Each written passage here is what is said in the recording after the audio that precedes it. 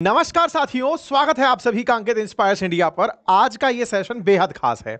खास इसलिए है क्योंकि जिस तरह इजराइल और ईरान एक दूसरे के खिलाफ फिलहाल हो रखे हैं, एक दूसरे के रक्त पिपासु हो रखे हैं कि हम बस एक दूसरे को किसी ना किसी तरह वर्ल्ड में नीचे दिखा दें। जहां इजराइल खुद इस डर में है कि ईरान कभी उस पर परमाणु बम ना फोड़ दे, वहीं ईरान इस डर में है कि कहीं उसके न्यूक्लियर रिएक्टर्स को ही जहां पर वो है वहीं इजराइल बर्बाद ना कर दे। इन दोनों के बीच आफ्टर ऑल दुश्मनी क्या है, आज का सेशन इस विषय पर है। आफ्टर ऑल ऐसा क्या है कि नेतन्याहू और अयातुल्ला खमेनेई एक दूसरे से इतनी नफरत करते हैं, और ये नफरत जब आप इतिहास के झरोकों में तलाशते हैं तो पता चलता है कि कभी ऐसा हाल भी था कि इजराइल और ईरान एक दूसरे की आधी कटी रोटी खाया करते थे, बढ़िया मित्र हुआ करते थे। ये मित्रता शत्रुता में कैसे बदली, आज के सेशन में पूरा डिटेल आपको इतिहास का देने जा रहे हैं। यह सेशन करंट परिप्रेक्ष्य से केवल इसलिए महत्वपूर्ण है क्योंकि फिलहाल इजराइल और ईरान एक दूसरे के ऊपर गोलाबारी कर रहे हैं। मिसाइलें, ड्रोन और फाइटर जेट्स से हमले जारी हैं और इन हमलों के अंदर बड़ी फ्रीक्वेंसी देखी गई है। कुछ दिन पहले भी ऐसा हुआ था, फिलहाल फिर से ये तस्वीरें आई हैं। इसलिए मन में एक बड़ा प्रश्न बनता है कि वर्ल्ड मैप में इतना दूर बैठे दो देश, जिनके बीच में ऑलरेडी दो देश सीरिया और इराक जैसे देश हों, ये एक दूसरे से इतना दूरी से दुश्मनी कैसे कर सकते हैं। जनरली दुनिया ने जितने भी संघर्ष देखे हैं वो बॉर्डर पार के देखे हैं, फिर चाहे रशिया यूक्रेन देखा हो, चाहे इंडिया पाकिस्तान देखा हो, ये जनरली बॉर्डर के इर्द गिर्द रहे दुश्मनी है। कोई देश इतना कोसों दूर भी एक दूसरे से दुश्मनी कैसे रख सकता है कि उस दुश्मनी के लिए अपने अंदर भरे डर से वो उसे खत्म करने के लिए मिसाइलें भी दाग देता है। इस जानकारी को आज हम डिटेल से आपके साथ साझा करेंगे, लेकिन उससे पहले भी एक जानकारी आपसे साझा करनी है। साथियों, कल फादर्स डे है और ऐसे में सामान्यतया हम अपने पिताजी का जो भी अपने जीवन में महत्व है उन्हें वो रिकॉग्नाइज करना या फिर उन्हें यह एहसास दिलाना कि हम मानते हैं कि आपका हमारे जीवन में क्या महत्व है, ये भूल जाते हैं। आपसे गुजारिश है कि कल सुबह जब आप उठें तो आप अपने पिताजी का चरण स्पर्श करें। आप में से बहुत सारे साथी इस बात से संभवतया वास्ता ना रखते हो कि सर हम तो पिताजी को हर दिन मानते हैं, हर दिन चरण छूते हैं, एक दिन क्या खास हो जाएगा। एक दिन बिल्कुल वैसे ही है जैसे त्योहार एक दिन होता है, एक दिन बिल्कुल वैसे ही है जैसे जन्मदिन होता है। एक दिन अपने पिताजी को यह एहसास दिलाने के लिए कि आपका मेरे जीवन में क्या महत्व है, अगर हो सके तो कल के दिन का उपयोग कीजिएगा। उन्हें दो पल बैठ करके बताइएगा कि आप किस तरह मायने रखते हैं। इसी के साथ ही हम आपको एक और अपनी तरफ से उपहार देने जा रहे हैं। यदि आप चाहते हैं कि आपके पिताजी म्यूचुअल फंड्स या स्टॉक मार्केट में आपकी वजह से रुचि लें, या रिवर्स पेरेंट्स चाहते हैं कि बच्चे समझे कि क्या हो रहा है, तो अंकित परिवार अपनी तरफ से कल के दिन पर अंकित 500 कूपन कोड लगाकर बातें बाजार की एप्लीकेशन के सभी कोर्सेज पर अंकित 500 से 500 का ऑफ लेकर आया है। अगर आप चाहें तो हमारे स्टॉक मार्केट और म्यूचुअल फंड के कोर्सेज में अंकित 500 कूपन कोड लेकर उसका लाभ ले सकते हैं पूरी 1 साल की वैलिडिटी से, ताकि आप यहां से पैसा और कितना बेहतर तरीके से व्यवस्थित किया जा सकता है ये सीख सकें। एक हमारा बेहतरीन कोर्स और उपलब्ध है जिसके साथ हम आपको कल म्यूचुअल फंड का कोर्स या फिर आप स्टॉक मार्केट का कोर्स इस पोर्टफोलियो बिल्डिंग कोर्स के साथ मुफ्त पा सकते हैं। आप इसके लिए एनरोल कर सकते हैं। ठीक है साहब, चलिए तो शुरू करते हैं आज की जानकारी। पूरे इतिहास से निकालकर आज तक की पूरी कहानी आपको बतानी है। इस इतिहास से लेकर आज तक की कहानी में करंट में आपको पहले मैप समझना होगा और फिर उस मैप से लेकर हम आपको यहां तक लेकर पहुंचेंगे। फिलहाल के लिए आपके सामने भारत का मैप अगर विजिबल है तो उसे एक बार देख लें। और यह भारत के मैप से पश्चिम की तरफ जब आप चलते हैं, मैप में दिशाएं कुछ इस तरह से ट्रेवल होती हैं, ऊपर नॉर्थ, नीचे साउथ, राइट में ईस्ट, लेफ्ट में वेस्ट। तो भारत से जब आप वेस्ट में चलते हैं तो यहां से आप फारस की खाड़ी पहुंचते हैं। फारस की खाड़ी के उत्तर पर ईरान है तो दक्षिण पर यूएई, सऊदी अरब जैसे ये गल्फ कंट्रीज हैं। आप और जब थोड़ा आगे चलते हैं तो अंत में मेडिटेरेनियन सी पाते हैं और मेडिटेरेनियन सी के किनारे बसा हुआ ये देश इजराइल पाते हैं।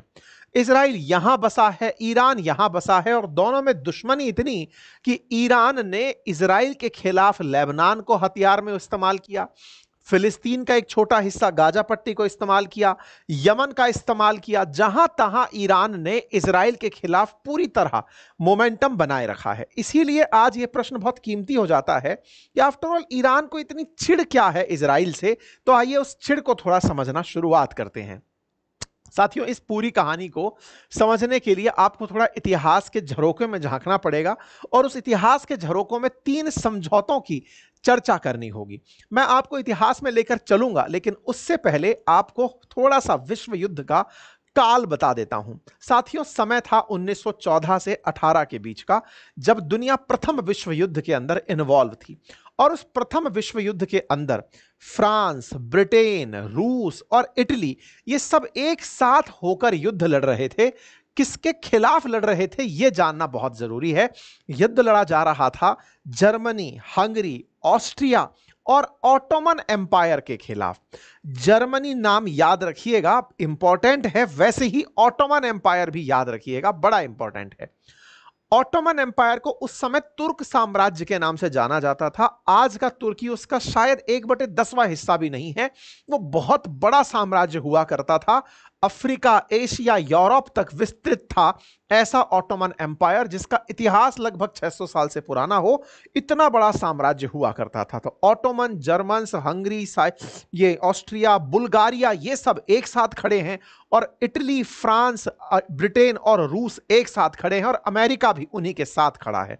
इन दोनों के बीच में युद्ध हुआ 1914 से 18 के बीच में, जिसे प्रथम विश्व युद्ध के नाम से जाना जाता है।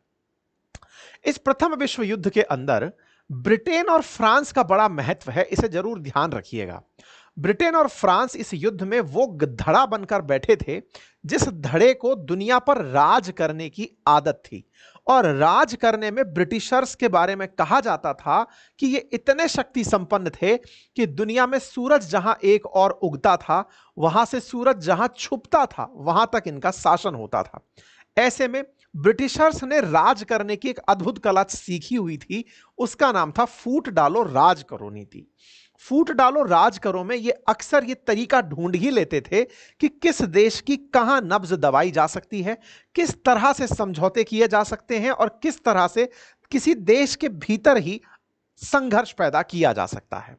प्रथम विश्व युद्ध के दौरान ही 3 ऐसे ही समझौते हुए जिसने प्रथम विश्व युद्ध के परिणाम बदल दिए। उन 3 समझौतों में से एक का नाम है साइक-पिकॉट समझौता, दूसरे का नाम है ब्रिटिश एम्पायर और हैशमाइट परिवार के बीच समझौता, और तीसरा समझौता है बाल्फोर एग्रीमेंट। आज का यह सेशन बस इसलिए जरूरी है ताकि आप इस कंटेक्स्ट को, जो इन दिनों संघर्ष चल रहा है, उसे समझ पाएं। अब हम इसे भी आगे बढ़ेंगे, उससे पहले थोड़ा सा और आपको ब्रिटेन और फ्रांस के बीच की कहानी बता देते हैं। देखिए, जो ब्रिटेन और फ्रांस है ना, ये भारत में जब शासन कर रहे थे तो आपस में एक दूसरे से बढ़िया झगड़ते थे। दोनों को भारत पर राज करना था, दोनों ने एक दूसरे को काफी टक्करें दी, कार्नेटिक वॉर इनके बीच में लड़े गए। लेकिन इन्होंने जब जर्मनी के खिलाफ या ऑटोमन के खिलाफ लड़ना तय किया तो ये डिसाइड किया कि देखो, हमने वैसे दुनिया पर खूब राज किया है, बढ़िया पैसा कमाया है, लेकिन अब जब दोनों साथ लड़ने चल रहे हैं तो हम रिजल्ट जो होंगे उन रिजल्ट की कल्पना पहले ही कर लेते हैं। कैसे? पहले ही तय किया गया, विश्व युद्ध के दौरान तय किया गया कि हम जब ऑटोमन एम्पायर पर हमला करके जीतेंगे तो उस समय कौन सा देश कौन अपने पास रखेगा। यानी कि विजेताओं ने पहले ही ट्रॉफी डिस्ट्रीब्यूशन कर ली थी कि जब मैं जीतूंगा तो मेरा देश वो होगा, मेरा देश ये होगा। इस तरह से इन साम्राज्यवादी देशों ने ऑटोमन एम्पायर को अपने ही नजर में बांट लिया था। इसी एग्रीमेंट का नाम साई-पिकॉट एग्रीमेंट था। ये जो साई-पिकॉट एग्रीमेंट है, असल में ये ब्रिटेन के एक डिप्लोमेट थे जिनका नाम मार्क साइक था और फ्रांसीसी डिप्लोमेट थे जिनका नाम जॉर्ज पिकॉट था। इनके बीच हुआ और इसमें यह तय हुआ कि जब हम युद्ध जीतेंगे उस समय हम अरब देशों को बांट देंगे और उन अरब देशों में एंटोलिया, जिसे तुर्की के नाम से आप जानते हैं, जिसका एक हिस्सा तुर्की में है, उसी में सीरिया और लेबनान है, इन्हें फ्रांस के अधीन दे दिया जाएगा। ऑटोमन एम्पायर का एक हिस्सा एंटोलिया, उसका सीरिया, लेबनान और तुर्की वाला हिस्सा फ्रांस को दे दिया जाएगा। मिडिल ईस्ट का जो दक्षिण हिस्सा है, जो नीचे की तरफ वाला हिस्सा है, उसमें इराक और सऊदी अरब हैं, वो ब्रिटेन को दे दिया जाएगा। और जो फिलिस्तीन नामक जगह है इसे इंटरनेशनल एडमिनिस्ट्रेशन में छोड़ दिया जाएगा। मतलब इस क्षेत्र को हम अंतरराष्ट्रीय रूप से शासन करेंगे, किसी का नहीं होगा, क्योंकि यह मेडिटेरेनियन ओशियन के बॉर्डर पर है। इसके अलावा बचे हुए इलाके रूस और इटली को दे दिए जाएंगे। मतलब मिडिल ईस्ट का पहले ही बंटवारा कर दिया गया। कुछ इस प्रकार से क्या तय हुआ कि ये जो आज का तुर्की वाला जो हिस्सा आप देखते हैं, असल में ये वाला हिस्सा है। इस तुर्की के अंदर दक्षिण की तरफ का हिस्सा ये वाला, इसमें डायरेक्ट फ्रेंच कंट्रोल, ऐसे ही सीरिया में डायरेक्ट फ्रेंच कंट्रोल, थोड़ा बहुत कोऑर्डिनेटेड कंट्रोल लेबनान के अंदर रहेगा फ्रांस का। ऐसे ही ब्रिटिश इन्फ्लुएंस सऊदी अरब के अंदर रहेगा। ऐसे ही ब्रिटिश इन्फ्लुएंस ये जॉर्डन वाला जो एरिया है यहां रहेगा। और सऊदी ये जो फिलिस्तीन वाला जो हिस्सा है ये इंटरनेशनली ट्रीट किया जाएगा। ऐसे ही जो इराक वाला हिस्सा है इस पर डायरेक्ट ब्रिटिश कंट्रोल रहेगा। इस प्रकार से इस क्षेत्र को बांट दिया गया और कहा बाकी देशों को अपनी मर्जी से रूस और इटली के बीच बांट दिया जाएगा, हमें बस इतना ही मतलब है। अब आप पूछेंगे सर ये क्या था? भाई विजेताओं ने अपने लिए पहले ही ट्रॉफी डिसाइड की हुई थी, यही उनका मोटिवेशन था। ये पहले पूरा साम्राज्य जो आप देख रहे हैं ये ऑटोमन के अधीन हुआ करता था। तय हो गया कि जीतेंगे तब ऐसे बांट लेंगे। डिसाइड हुआ किस किस तरह से कौन से क्षेत्र किसके पास चले जाएंगे, जो मैंने आपको अभी मैप के माध्यम से दिखाए। हालांकि इस विषय पर ब्रिटिशर्स की मत भिन्नता थी। उनमें से एक ब्रिटिशर ब्रिगेडियर हुआ करते थे, वो कहते थे, जिनका नाम था जॉर्ज मैकडोनाल्ड, वो कहते थे कि भैया पहले आप भालू को मार तो लो, आप लोगों ने पहले ही खाल कौन लेगा नाखून कौन लेगा ये डिसाइड कर दिया। लेकिन ब्रिटिशर्स इस चीज में कामयाब हुए, विजेता बने प्रथम विश्व युद्ध के, और उन्होंने आगे जो किया उस पर आगे हम चर्चा करेंगे। इसी बीच में एक और एग्रीमेंट हुआ, और वो एग्रीमेंट था, क्योंकि ऑटोमन के खिलाफ ये लड़ रहे थे तो ऑटोमन को कमजोर करने के लिए ये क्या क्या प्लानिंग कर रहे थे। अब दूसरी प्लानिंग देखिए। प्लानिंग थी हैशमाइट परिवार, जो आज जॉर्डन के जो किंग हैं उन लोगों के साथ ब्रिटेन ने एक गुपचुप तरीके से समझौता किया और कहा कि अगर आप आज जो ऑटोमन एम्पायर जिससे हम लड़ने जा रहे हैं उसके खिलाफ बवाल कर देते हैं, उसके खिलाफ बगावत कर देते हैं, तो हम जब जीतेंगे तो आपको एक बड़ा हिस्सा देंगे। इस तरह से हैशमाइट परिवार के साथ ब्रिटिश अफसर सर हेनरी मैकमोहन ने एक समझौता कर लिया, और तय हुआ कि ब्रिटिश साम्राज्य जो है वो आने वाले समय में ऑटोमन का एक बड़ा हिस्सा इन लोगों को भी देगा। ये जो हैशमाइट फैमिली है ये मुस्लिम परिवार थे, और इनको कहा गया था कि अरब वर्ल्ड में आपका बड़ा हिस्सा होगा। आज जो जॉर्डन की रॉयल फैमिली है वो इसी हैशमाइट परिवार से आती है। यहां पर आप देख सकते हैं ये आज जो है ये अब्दुल्ला जो किंग ऑफ जॉर्डन है, आज भी ये हैशमाइट परिवार से बिलोंग करते हैं। इनके बीच में 1916 के अंदर ये हैशमाइट समझौता ही था जिसने अरब वर्ल्ड में एक रेवोल्यूशन लाया, और रिबेल आया, एक तरह की क्रांति आई, और वो क्रांति ऑटोमन्स के खिलाफ आई। और ऑटोमन्स के खिलाफ जो क्रांति थी इसने ब्रिटिशर्स की बड़ी मदद की, क्योंकि उधर से वो युद्ध लड़ रहे थे और इधर से आंतरिक संघर्ष शुरू हो चुका था। तो इस आंतरिक संघर्ष के चलते ऑटोमन कमजोर पड़ने लगा। अब आते हैं आज के सबसे महत्वपूर्ण समझौते पर, जिसका नाम है द बैलफोर डिक्लेरेशन। इसे आपको गहनता से समझना होगा। मैंने आपको शुरुआत में बताया था प्रथम विश्व युद्ध में कौन कौन किस तरफ था। मैंने कहा ऑटोमन एम्पायर के साथ जर्मनी था, वहीं दूसरी तरफ मैंने आपसे कहा कि ब्रिटेन और फ्रांस एक साथ हुआ करते थे। ब्रिटेन, फ्रांस, इटली, रूस और अमेरिका एक साथ थे। अच्छा, हुआ यह कि जर्मनी के अंदर यहूदी लोग थे और वो जियोनिस्ट मूवमेंट चला रहे थे। मूवमेंट था कि उनको उनके लिए एक अलग देश चाहिए। यहूदियों के द्वारा एक प्रकार का मूवमेंट बना हुआ था उस दौर में कि अगर हमें आप अलग क्षेत्र देते हैं तो हम अलग तरह से खुश रह सकते हैं, जर्मनी में हम खुश नहीं हैं। जर्मनी के अलावा भी जहां तहां यहूदी थे वो अपने लिए एक देश चाहते थे कि उनके पास एक देश हो। ब्रिटेन ने इन्हीं जियोनिस्ट मूवमेंट में लिप्त जो यहूदी थे इन्हें मोटिवेशन दे दिया और कहा कि अगर आप प्रथम विश्व युद्ध में ही जर्मनी में साथ ना दें तो मैं युद्ध जीतने के बाद यहूदियों को एक नया देश दे दूंगा, और वो ऑटोमन एम्पायर के अंदर फिलिस्तीन नाम का देश होगा। यह एग्रीमेंट रचा गया था उस समय के जो ब्रिटिशर्स थे, उन ब्रिटिशर्स के द्वारा यह एग्रीमेंट किया गया यहूदियों के साथ, और ब्रिटिश सरकार ने यहूदियों को यह मोटिवेशन दे दिया कि हम आप लोगों के साथ मिलकर के भविष्य में कुछ इस तरह का एग्रीमेंट करेंगे कि आप लोगों को एक अलग देश पूरी तरह से मिल जाएगा। अब इस पूरे समय पर यहूदी विचारक थे जो यहूदियों को बसाने को लेकर मूवमेंट चला रहे थे। ब्रिटिश सरकार ने अपनी तरफ से इनको एक एग्रीमेंट टिका दिया कि आप अगर बनकर आते हैं तो हम आपको इस तरह से कुछ चीज दे देंगे। इसे बेलफोर डिक्लेरेशन के नाम से जाना जाता है। अब साहब इसमें एक बहुत इंपॉर्टेंट बात है और वो इंपॉर्टेंट बात यहीं से शुरू होती है। जर्मनी प्रथम विश्व युद्ध हार जाता है और प्रथम विश्व युद्ध हारते ही उसके अंदर एक भाव पैदा होता है कि हम युद्ध क्यों हारे, और युद्ध हारने का जब वजह ढूंढी जाती है तो आंसर निकल कर आता है हमारे ही देश के यहूदियों ने हमको मदद नहीं की। अगर यहूदियों ने हमें मदद नहीं की, यह सेंटिमेंट जर्मन्स के बीच में बहुत तेजी से उभरता है और जर्मन्स के बीच उभरे इस तेजी से रिबेल ने यहूदियों के खिलाफ एक नफरत का भाव पैदा कर दिया होता है। प्रथम विश्व युद्ध में हारा जर्मनी अपने अंदर एक रिबेल लेकर के खड़ा हो रहा होता है। इसी समय हिटलर निकल कर आता है।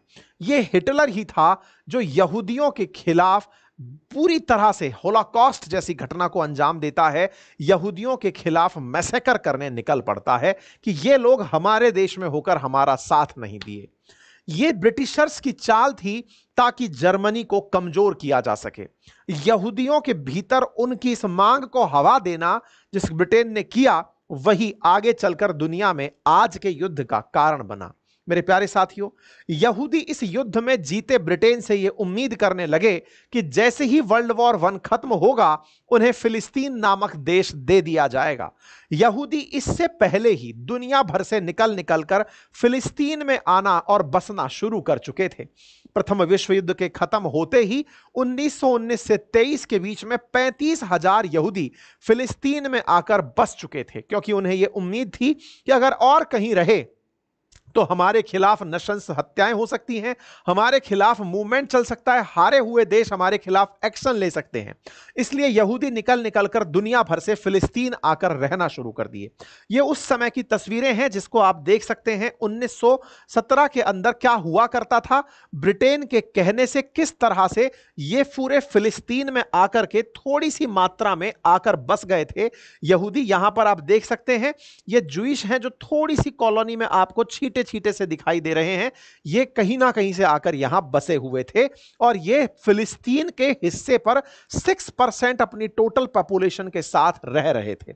यह समय था 1917 का। यहां पर आए हुए फिलिस्तीनियों में अरब मुसलमानों और यहूदियों के बीच में मतभेद होना शुरू हुआ। एक पुस्तक लिखी गई जिसका नाम था Zionism is the blessing to the Arab. इसके अंदर बताया गया कि 1921 में विंस्टन चर्चिल को एक लेख लिखा मूसा काजिम अल हुसैनी ने, और उसमें कहा कि फिलिस्तीन में बसने वाले यहूदी भूमि और संपत्ति का मूल्य कम कर रहे हैं, साथ ही वित्तीय संकट को बढ़ावा दे रहे हैं। क्या यूरोप यह उम्मीद कर सकता है कि अरब ऐसे पड़ोसी के साथ रहेंगे और काम करेंगे? अंग्रेजों ने फिलिस्तीनियों की बात नहीं मानी, दोनों गुटों के बीच तनाव बढ़ने लगा और इसी बीच में यहूदियों ने अपनी सेना बनाना शुरू कर दिया। इसका नाम आयरन वॉल रखा गया। आयरन वॉल के ऊपर अब तक 2 किताबें लिखी जा चुकी हैं कि यहूदियों ने आयरन वॉल बनाना शुरू किया अपनी सुरक्षा के लिए। 1947 आते आते यूएन में फिलिस्तीन को 2 हिस्सों में बांट दिया गया, एक हिस्सा यहूदियों के लिए और दूसरा हिस्सा फिलिस्तीनियों के लिए। यहूदी संख्या में कम थे लेकिन इन्हें 62% फिलिस्तीन का हिस्सा दे दिया गया, इजराइल का नाम दिया गया। और दूसरा 14 मई 1948 को इजराइल फिलिस्तीन के भीतर एक नया देश बनकर तैयार हो गया। यह उस समय का मैप है जब अरब्स जो थे वो यहां पर 45% हिस्से के साथ थे 47 में, और जूइश 55% हिस्से के साथ फैल चुके थे। यह आपके सामने कम पॉपुलेशन के साथ बड़ा हिस्सा रखे हुए जूज का मैप दिखाई देता है। आपके दिमाग में एक बड़ा सवाल बनेगा कि फिलिस्तीन ये पहुंचे कैसे? तो ऑब्वियस ही रीजन है क्योंकि हारे हुए देशों के अंदर यहूदियों के खिलाफ एक हिंसा का भाव था और ब्रिटेन बेलफोर्ड डिक्लेरेशन में यह कह चुका था कि मैं आप लोगों को एक अलग देश दिलवाऊंगा। एक उम्मीद दे चुका था कि आप फिलिस्तीन में अपनी रूट्स जो हैं उन्हें पाते हैं, आप वहीं जाइएगा। ऐसे में जो यरूशलेम नाम की जगह है, इसे अभी भी इंटरनेशनल इंपॉर्टेंस के कारण इंटरनेशनल एडमिनिस्ट्रेशन के अधीन रख दिया गया। अंतरराष्ट्रीय रूप से इस पर शासन होगा। अब असल में जो पहला कलेश शुरू हुआ वो इजराइल के बनते ही शुरू हुआ। 14 मई 1948 से शुरू हुआ। क्यों? क्योंकि उस समय ईरान ने यूनाइटेड नेशन में इजराइल का बनना स्वीकार नहीं किया। यह यूएन के अंदर हुई वोटिंग है जिसमें ईरान और इराक आपको अगेंस्ट में यानी वोट अगेंस्ट करते हुए दिखाई दिए। साथियों, यहां इंटरेस्टिंग बात है कि जब इजराइल अस्तित्व में आया था तो इस प्रस्ताव में फिलिस्तीन को यहूदी और अरब राज्यों में बांटने की बात थी। यहूदी नेताओं ने तो प्रस्ताव मान लिया, लेकिन अरब लोगों ने इस प्रस्ताव को नहीं माना। ये ईरान उन 13 देशों में शामिल था जो इस बात के खिलाफ था कि इस तरह से दो देश हों और उसमें इजराइल को संयुक्त राष्ट्र के अंदर सदस्य के रूप में मान्यता दी जाए। भारत भी उन देशों में शामिल था जो इस बात के खिलाफ था कि इजराइल को यूएन में एज ए मेंबर एंट्री दी जाए, क्योंकि उस समय भारत के जो सेंटिमेंट थे वो बहुत हद तक प्रो ईरान टाइप से हुआ करते थे। आप यहां Iran, Iraq, Lebanon, Pakistan, Saudi, Syria, Turkey, Yemen, ये जितने मुस्लिम वर्ल्ड कंट्री हैं, इनके साथ भारत ने अपने आप को अलाइन किया और इन्हीं के साथ रहते हुए इजराइल के खिलाफ वोट किया था। ये यहां पर वोटिंग डली है। ईरान तब से इनके खिलाफ होना शुरू हुआ। खैर, अब इजराइल का जन्म हो चुका था और इस इजराइल के जन्म के साथ सार्वजनिक रूप से ईरान इजराइल को मान्यता देने से इनकार कर दिया। कहा कि मैं इसे कंट्री मानता ही नहीं हूं। लेकिन 1950 आते आते जिन देशों ने दुनिया को तोड़कर हिस्से बनाए थे, वो देश दुनिया पर दबाव डालना शुरू किए कि इजराइल को कंट्री के रूप में मान्यता दो। बारी आई तुर्की की। सबसे पहला तुर्की वो देश बना जिसने इजराइल को सबसे पहले एक मुस्लिम कंट्री होते हुए भी मान्यता दी। फिलिस्तीनियों के साथ तुर्की नहीं गया और उसने तत्काल प्रभाव से इन्हें मान्यता दी। इंटरेस्टिंग बात यह है कि इसके तुरंत बाद ईरान वो देश बना जो कि तुर्की के बाद इजराइल को मान्यता दिया। यह बड़ा इंपॉर्टेंट है जान लेना कि 1953 के अंदर ईरान ने इजराइल को एक स्वतंत्र देश के रूप में मान्यता दे दी। जो आज तक सऊदी अरब स्वीकार नहीं कर पाया, वो ईरान 1953 में कर लिया। अब आपके दिमाग में प्रश्न बनेगा, ऐसा क्या हुआ कि ईरान जो कि बनते समय स्वीकार नहीं कर रहा है कि यह देश है, उसे थोड़े ही समय बाद स्वीकार कर ले रहा है कि हां यह देश है। ऐसा क्या हुआ 5 साल के भीतर? अब इस कहानी को भी थोड़ा सा समझते हैं।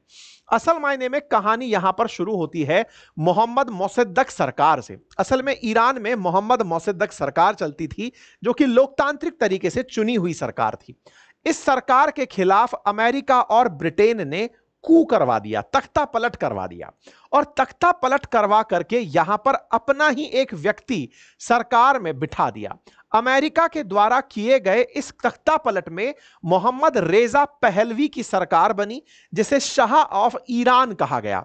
मतलब ईरान के अंदर तख्ता पलट, जैसे आज आप बांग्लादेश में शेख हसीना के खिलाफ मोहम्मद यूनुस को बैठा देखते हैं, ऐसे ही उस समय मोहम्मद मोसद्देक के खिलाफ ईरान में तख्ता पलट करवाने में अमेरिका कामयाब हुआ और यहां पर शाह रेजा पहलवी की सरकार बना दी। शाह शासन यहां पर चलने लगा। यह चूंकि सरकार बिठाई अमेरिका ने थी, इसलिए शाह रेजा पहलवी पूरी तरह अमेरिका के सामने बिछ गए। इस तरह बिछे कि इन्होंने पूरी तरह ईरान को फैशन सिटी बना दिया, पश्चिमी गुणों से ओतप्रोत कर दिया। लगभग 20 से 25 साल ईरान के ऐसे निकले कि वर्ल्ड में ईरान एक वेस्टर्न कैपिटल लगने लगा। पश्चिमी और पाश्चात्य संस्कृति ईरान के रगों में इस तरह घोल दी गई कि यह एक एक्सटेंडेड यूरोप का हिस्सा लगने लगा। यह सारा कारनामा तब हुआ जब राजा पहलवी पूरी तरह अमेरिका की नजरों में तैर रहे थे और अमेरिका का या ब्रिटेन का ईरान में इंटरेस्ट इसलिए था क्योंकि यहां तेल बहुत था। इस तेल ने ही सारा खेल किया था। वो कैसे किया था उसको भी मैं बताऊंगा, लेकिन इस विषय पर वर्ष 2023 के अंदर कुछ डॉक्यूमेंट ऐसे अमेरिका की खुफिया एजेंसी CIA के बाहर आए जिसमें खुद अमेरिका यह स्वीकार कर रहा है कि हमने ही उस समय मोहम्मद मोसद्देक की सरकार गिराई थी और वहां पर अपनी सरकार बिठाई थी।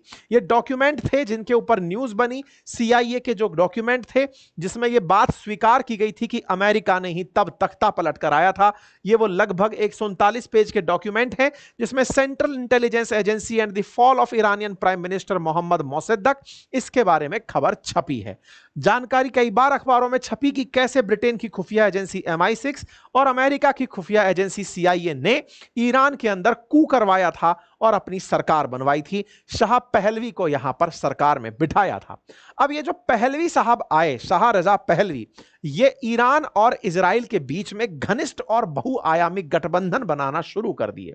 मतलब रजा पहलवी ने इस तरह से यहां पर शासन किया कि वो पूरी तरह से इजराइल के पक्षधर हो गए, इजराइल को एक देश के रूप में मान्यता दे दी। इतना ही नहीं, यहां से तेल इजराइल को दिया जाना शुरू हुआ और इजराइल से बढ़िया वेपन्स जो हैं वो रजा पहलवी को बन करके आने लगे। मतलब एक प्रकार से यह समझिए कि यहां पर पश्चिमी एशिया में इन दोनों की मित्रता इतना तेजी से आगे बढ़ रही थी कि इजराइल वेपन बनाकर ईरान को देता और ईरान तेल इजराइल को देता। कहते हैं कि इजराइल अपनी जरूरत का 40% तेल ईरान से हासिल करता था और बदले में इजराइल ईरान को वेपन दिया करता था। यह उस समय पर हुआ एक एग्रीमेंट है इजराइल और ईरान के बीच में, जहां पर यह बात पाई जाती है, अश्केलोन के अंदर यह बात पता चलती है कि साहब ये दोनों लोग आपस में मिलकर के एक दूसरे के साथ बढ़िया व्यापार किया करते थे। तय करते थे कि USSR को इस मिडिल ईस्ट के अंदर एंट्री नहीं करने देनी है और हम लोग मिलकर के मिडिल ईस्ट में एक बढ़िया गठबंधन बनाकर चलेंगे। हालात ये थे कि ईरान से इजराइल तक तेल पहुंचा करता था। बकायदा तेल लाइन थी जो कि शुरू होती थी एलात से लेकर के अश्केलोन तक, जो कि गल्फ ऑफ अकाबा में स्थित है। स्वेज कैनाल के रास्ते तेल ना भेजकर बकायदा इजराइल के रास्ते ही तेल मेडिटेरेनियन सी ईरान के द्वारा भेजा जाता था। सी से मतलब तेल भेजा जाता था। इलात अश्केलोन ऑयल पाइपलाइन के नाम से 1968 के अंदर इसका निर्माण हुआ और इजराइल और ईरान जो है वो इस तरह से प्रॉपर कनेक्ट में आए कि दुनिया को लगने लगा कि यार ये तो गजब के मित्र राष्ट्र हैं, ये तेल तक एक दूसरे के साथ साझा कर रहे हैं। ईरान पूरा मिडिल ईस्ट घूम करके इस पूरे रेड सी से होकर के गल्फ ऑफ अकाबा तक तेल भेजने पहुंचता था। आप अंदाजा लगाइए, पर्शियन गल्फ से होकर यो तेल लेकर गल्फ ऑफ आदेन से होकर, रेड सी से होकर गल्फ ऑफ अकाबा और फिर यहां से मेडिटेरेनियन सी तक तेल भेजने का काम ईरान किया करता था। इतनी मतलब आधी कटी रोटी जैसी मित्रता इन दोनों के बीच चलती रही। लेकिन ईरान के कट्टरपंथियों को यह बात स्वीकार नहीं थी। स्वीकार तो यह भी नहीं था कि अमेरिका उनके यहां पर इस तरह उनकी संस्कृति का पतन कर रहा है। स्वीकार यह भी नहीं था कि उनकी तरह उनके द्वारा कठपुतली बनाया हुआ जो राजा है वो राजा सारे संसाधन इन लोगों के ऊपर लुटा देगा। लोगों को यह बात चुभने लगी, लोगों को यह बात समझ में आने लगी कि किस तरह ईरान में बैठाया हुआ एक पपेट राजा, जैसे आज सोचिए कि मोहम्मद यूनुस अगर कल को आकर के कोई भी आइलैंड अमेरिका को पकड़ा दें तो जो छात्र अभी शेख हसीना के खिलाफ थे वो धीरे धीरे मोहम्मद यूनुस के खिलाफ होने लगेंगे। उन्हें लगने लगेगा कि यार ये तो गड़बड़ हो गई है, मतलब ये तो कुछ और निकल कर आ गया है। ऐसे में उस समय पर ईरान के अंदर शाह रजा पहलवी के खिलाफ एक मोमेंटम बनना शुरू हुआ। उस मोमेंटम को अमेरिका ने शुरुआत में लाइटली लिया। इजराइल ने कहा सब कुछ ठीक ही चल रहा है और उस समय रुहुल्लाह खुमैनी नाम का एक व्यक्ति एक लीडर के रूप में निकलकर आया। रुहुल्लाह खुमैनी के साथ आयतुल्लाह खमेनेई भी था जो आज का सुप्रीम लीडर है। तो ईरान के दो नेता हैं, रुहुल्लाह खुमैनी और आयतुल्लाह खमेनेई। ये दोनों ही सीनियर और जूनियर फेलो मित्र कहिए या जो भी आप कहिए कि ये इस्लामिक लीडर्स थे। ये निकलकर आना शुरू हुए और लोगों को बताना शुरू किए कि कैसे अमेरिका ने ईरान के कल्चर को खत्म कर दिया है, कैसे अमेरिका और इजराइल ने मिलकर ईरान को अपने उपयोग में ले लिया है। ईरान के ही संसाधनों से इजराइल और अमेरिका अब पल रहे हैं। यह बात इन्होंने जनता के दिमाग में बिठाना शुरू किया। 1979 आते आते यहां की सरकार के खिलाफ रिवॉल्ट हो जाता है और इस रिवॉल्ट में यहां के राजा को भागना पड़ता है। खुमैनी और खमेनेई दोनों पावर में आ जाते हैं, लेकिन कट्टरपंथ के साथ आते हैं। ऐसा कट्टरपंथ जो अमेरिका और इजराइल के खिलाफ था, लेकिन जो ईरान के लोगों में कल्चर आ चुका था उसके भी खिलाफ था। यानी खुलापन पूरी तरह खत्म होने लगा, बुर्का फिर से आने लगा, इस्लामिक कट्टरपंथ फिर से आने लगा, मुसलमानों में शिया धर्म को लेकर के, शिया सेक्ट को लेकर के फिर से एक तेजी से विश्वास बनने लगा। आपको जानकर आश्चर्य होगा, इन दोनों के बीच में एक इस तरह का एग्रीमेंट था जिसे प्रोजेक्ट फ्लावर नाम दिया गया था, जिसमें दोनों लोग मिलकर के मिलिट्री डेवलप किया करते थे। इजराइल और ईरान के बीच में प्रॉपर तरीके से वेपन बनाने का एक कॉन्ट्रैक्ट था जिसे प्रोजेक्ट फ्लावर के नाम से जाना जाता है। इसमें कहा जाता है कि $280 मिलियन का बकायदा ईरान ने इजराइल को तेल सप्लाई किया था ताकि उसके बदले इन्हें वेपन मिल सके। इतना ही नहीं, जैसे इजराइल के अंदर खुफिया एजेंसी मोसाद है या फिर अमेरिका CIA लेकर चलता है, रजा पहलवी को ऐसे ही सावक नाम से एक स्पेशल खुफिया पुलिस बनाकर दी गई थी। इजराइल की तर्ज पर ही ईरान के अंदर सावक नाम से यह भी इजराइल ने ही बनाकर दी थी। लेकिन लोगों को यह बात रास नहीं आई और लोगों ने रजा पहलवी के खिलाफ प्रोटेस्ट करने शुरू कर दिए, सड़कों पर उतरना शुरू हुए। और इस पूरे प्रोटेस्ट के अंदर लीडर थे खुमैनी और खैमनेई। ये दोनों ही लीडर्स इस पूरे प्रोटेस्ट के चेहरे थे जो आज भी हैं। खुमैनी अब नहीं है, खैमनेई आज भी हैं। खुमैनी 10 साल तक रहे, 10 साल तक सुप्रीम लीडर रहे। उनके जाने के बाद खैमनेई 35 साल से सुप्रीम लीडर बनकर ईरान को लीड कर रहे हैं। जैसे ही शुरुआत यहां पर अंत हुआ, और मैंने इस पर आपको प्रॉपर बताया भी था, एक और कहानी है यहां पर मैं आपको बताना जरूरी समझूंगा कि ईरान और इजराइल के मित्रता में एक और पलड़ा आया था, और वो ये था कि ईरान जब इराक के खिलाफ युद्ध लड़ रहा था उस समय पर भी इजराइल ने ईरान को वेपन दिए थे इराक के खिलाफ लड़ने के लिए। हमारा एक और चैनल है, उस पर काफी टाइम से वीडियोस नहीं डल रहे हैं, डालेंगे इस पर भी, अंकित अवस्थी ऑफिशियल के नाम से है। इस पर मैंने एक दिन एक वीडियो डाला था जिसमें बताया था कि कैसे सद्दाम हुसैन अमेरिका द्वारा मारा गया था। उसमें मैंने ये पूरी कहानी सुनाई थी, आप जाकर सुन लीजिएगा। एक अलग कहानी है इराक और अमेरिका की दुश्मनी की। लेकिन हां, इस कहानी से आप यह अंदाजा जरूर लगा पाएंगे कि इराक और ईरान को लड़ाने में इजरायली वेपन्स ने किस तरह ईरान का साथ दिया था। और यह बात बाद में निकल करके भी आई थी कि ईरान को $500 मिलियन के हथियार इजराइल ने बेचे थे। यह ब्रिटिश अखबार द ऑब्जर्वर है, उसने इस बात को बाहर निकाला था कि जिस समय यह संघर्ष चल रहा था उस समय इजराइल इन लोगों को वेपन बेच रहा था, ईरान को वेपन बेच करके इराक के खिलाफ लड़वा रहा था। तो इजराइल हमेशा से ही वेपन का सप्लायर रहा और ईरान को सप्लाई देते हुए इराक के खिलाफ खूब लड़वाया। लेकिन जब ईरान के अंदर यह धर्म शासित शासन हुआ और इस धर्म शासित शासन ने ईरान ने इजराइल को छोटा शैतान कहकर संबोधित करना शुरू किया और अमेरिका को बड़ा शैतान कहकर संबोधित करना शुरू किया, तब से यह खुलकर समझ में आने लगा कि ईरान अब वो वाला ईरान वापस बनेगा जो डे वन से ही इजराइल को स्वीकार नहीं करता। ये वही वाला ईरान वापस आएगा जिसने कभी फिलिस्तीन में यहूदियों की एंट्री स्वीकार नहीं की थी। यही कारण है कि खुमैनी हो या खैमनेई, ये इजराइल को स्वीकार ही नहीं करते एज ए कंट्री और उसके अस्तित्व को बिल्कुल भी नहीं मानते। इनका मानना है कि फिलिस्तीन में यहूदियों को जबरन घुसाया गया था। लेकिन यहूदियों का अपना मत है, उनका कहना है कि हमें बाल्फोर डिक्लेरेशन के थ्रू फिलिस्तीन दिया गया था, हम यहां नहीं आए, हमें ब्रिटिशर्स ने यहां बसाया था। क्या ब्रिटिशर्स का फैसला मानने योग्य था? तो जवाब हाँ में ही है। ऐसा इसलिए क्योंकि भारत और पाकिस्तान को भी ब्रिटिशर्स ही बांट कर गए थे। दुनिया में जितने भी देश या विवाद हैं उनके पीछे ब्रिटिशर्स खड़े हैं। तो बाल्फोर डिक्लेरेशन करके फिलिस्तीन में यहूदियों को बसाने का जो साहस था वो ब्रिटिशर्स का था, वो कर कर चले गए। अब यहूदियों के खिलाफ ईरान के मन में जितने भी द्वेष हैं वो होने असल में ब्रिटेन के खिलाफ चाहिए, लेकिन निशाना इजराइल को बनाया जाता है। इजराइल आज इस बात से चिंतित रहता है कि ये मेरे बारे में सब जानते हैं। कौन सब जानते हैं? ईरान वाले स्ट्रेटजी जानते हैं, क्योंकि मित्र जब थे तो तरीके पता थे।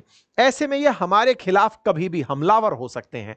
मिसाइल बनाने की तकनीक सब ईरानियंस को पता है। सारे की सारे लोग जो ईरान में सेना के लोग हैं जिन्हें कभी इजराइल ने भड़काने का प्रयास किया, लेकिन खुमैनी और खैमनेई ये पूरी तरह से सेना को अपने साथ ले जाने में कामयाब हुए। ऐसे में इजराइल का डर इस बात का है कि कहीं उसी के सिखाई ट्रिक से ईरान इजराइल को मात ना दे दे। आज के संघर्ष का सबसे बड़ा कारण भी यही है कि इजराइल वेपन बनाना जानता है, लेकिन बनाए हुए वेपन की ट्रेनिंग वो ईरान को ऑलरेडी कईयों साल तक, लगभग 2500 साल तक दे चुका है। ऐसे में कहीं उसी की विधा से उसी का नुकसान ना हो जाए, ये सबसे बड़ी चिंता है। उम्मीद है कि आप लोगों को ऐतिहासिकता से यह तो पता चला होगा कि दोनों के बीच आफ्टर ऑल कलेश क्या है। जानकारी पसंद आई हो तो जरूर साझा करिएगा। आप इस बात से क्या समझे और आपके हिसाब से ईरान और इजराइल में कौन सही कौन गलत, और अल्टीमेटली कौन सही कौन गलत, कमेंट बॉक्स में सेशन पूरा होने के बाद जरूर बताइएगा। चैनल पर नए हैं तो सब्सक्राइब करना बिल्कुल मत भूलिए। और हां, यदि आप चाहते हैं बातें बाजार की पर हमारे साथ जुड़ करके स्टॉक मार्केट के बेसिक्स सीखना या म्यूचुअल फंड में निवेश की विधा जानना, तो आपके लिए फादर्स डे यानी कि कल के उपलक्ष्य में आज रात से ही हमारे कोर्सेज पर 500 रुपए का एक फ्लैश कूपन डिस्काउंट दिया जा रहा है। आप इसे एक्सेस कर सकते हैं, लिंक कमेंट बॉक्स में। और हां, पोर्टफोलियो बिल्डिंग मैनेजमेंट जो कोर्स है उसके साथ भी अगर आप चाहें तो आपको म्यूचुअल फंड का कोर्स या फिर स्टॉक मार्केट का कोर्स, जो भी आप चाहें, वो आपको अतिरिक्त रूप से गिफ्ट में दिया जा सकेगा। अगर आप ये कोर्स परचेज करते हैं तो आपके साथ एक कोर्स अतिरिक्त रूप से आपको भेंट किया जाएगा। फिलहाल के लिए इतना ही, धन्यवाद।